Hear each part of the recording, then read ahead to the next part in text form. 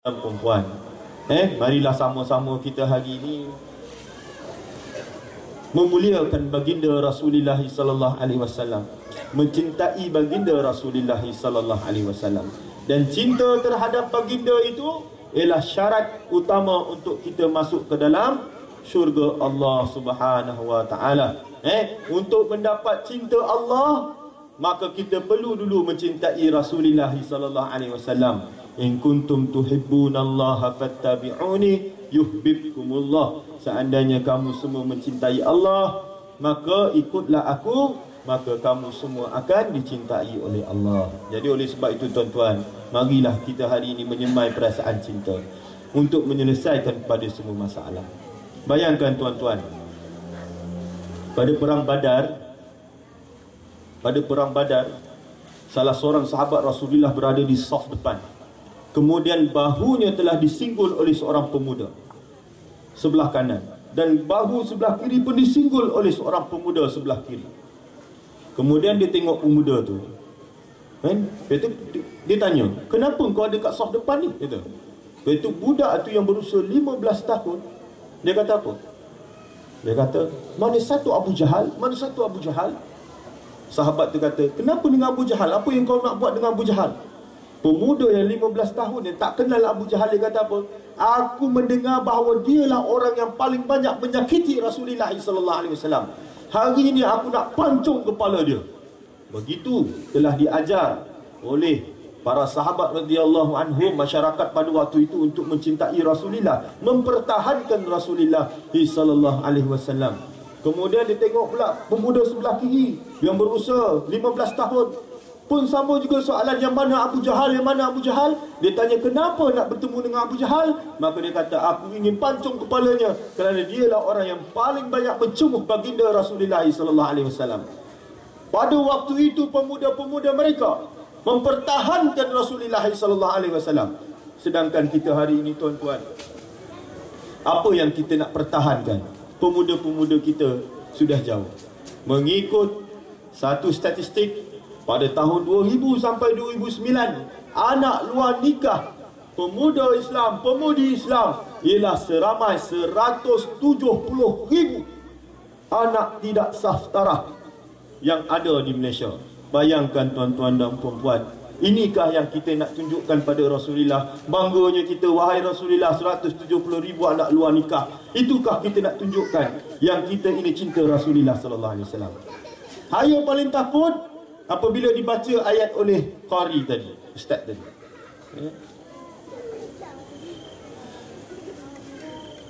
iaitu yang berbunyi, kenapa kamu tidak berbuat sesuatu setelah apa yang telah kamu katakan? La taf'alu lima taqul kabura maqtan indallah ya an taqulu ma la taf'alun. Sebesar-besar dosa di sisi Allah ialah tidak buat apa yang diungkapkan. Sedangkan kita ungkapkan kita cinta Rasulullah, tetapi hidup kita tidak seperti mana yang Rasulullah nak.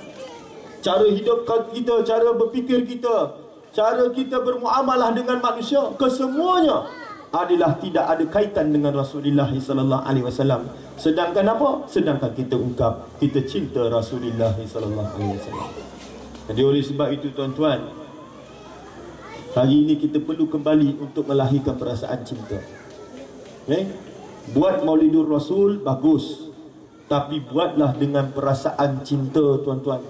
Barulah tuan-tuan semua akan dinaikkan darjat. Bagus dah, tapi cuba baguskan lagi dengan perasaan cinta. Membaca maulid, bacalah bacalah dengan perasaan cinta. Baca maulid berzanji, bacalah dengan perasaan cinta. Bangun ketika mahal qiyam, bangunlah dengan perasaan cinta tuan-tuan. Kerana apa? Kerana Rasulullah sallallahu alaihi wasallam bangun panjang dan lama sehingga bengkak-bengkak kaki kerana tuan-tuan dan puan-puan. Bangun tengah malam sejak pukul 10 sampai ke subuh. Ada satu riwayat dalam Al-Quran, apabila sampai satu ayat Rasulullah sallallahu alaihi wasallam berhenti dan kemudian mengulang-ulang sampai air mata baginda menangis sampai ke subuh. Kering, basah balik, kering, basah balik dengan membaca ayat tersebut.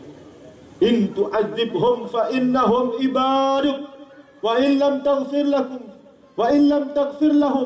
fa innaka antal azizul hakim.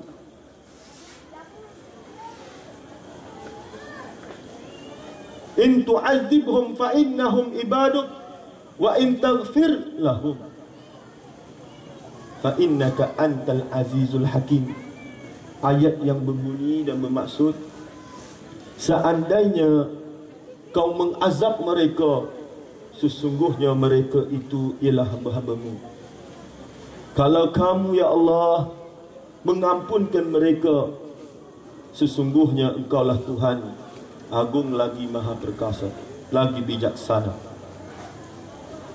Rasulullah mengulang ayat tersebut, semoga dosa-dosa kita ini diampunkan. Bangun pada tengah malam sampai bengkak-bengkak kaki, menitis air mata untuk kita, tapi kita tidak mampu untuk bangun kerana Rasulullah sallallahu alaihi wasallam dengan perasaan cinta terhadap Rasulullah. Bayangkan tuan-tuan, ketika mahal qiyam sallallahu ala Muhammad tadi, barisan tadi, AJK masjid dan sebagainya ada kat depan, kan? Kita kat belakang, hai bilalah nak berhenti tu imam ni, kan? 2 kali round dia ulang tu, kan? Kalau tak cepat sikit berhenti, kan? Kerana Rasulullah yang tak sampai 15 minit kita dah rasa berat dah. Kenapa rasa berat? Kerana rasa tak cinta, tuan-tuan. Kalau tak suka memang rasa berat, tapi kalau suka lama pun tak apa. Macam saya kata tadi awal tadi, kalau cinta, kan, dia suruh datang 8.30, 6.30, lama tunggu kat depan, gila pukul 8.30. Tapi kalau tak suka, macam tadilah, bila nak berhenti ni ya Allah, bila lah lambatnya tu imam ni, kan, cepatlah sikit, gitu. Itu menunjukkan apa? Keadaan hati yang membenci, keadaan hati yang tidak suka. Justru itu tuan-tuan, kalau bangun, bangunlah kerana Rasulullah, bangunlah dengan penuh rasa kecintaan terhadap Rasulullah sallallahu alaihi wasallam. Bayangkan tuan-tuan, Rasulullah ini manusia yang luar biasa. Rasulullah ialah manusia yang luar biasa. Bagaimana luar biasanya? Bagaimana luar biasanya baginda Rasulullah sallallahu alaihi wasallam?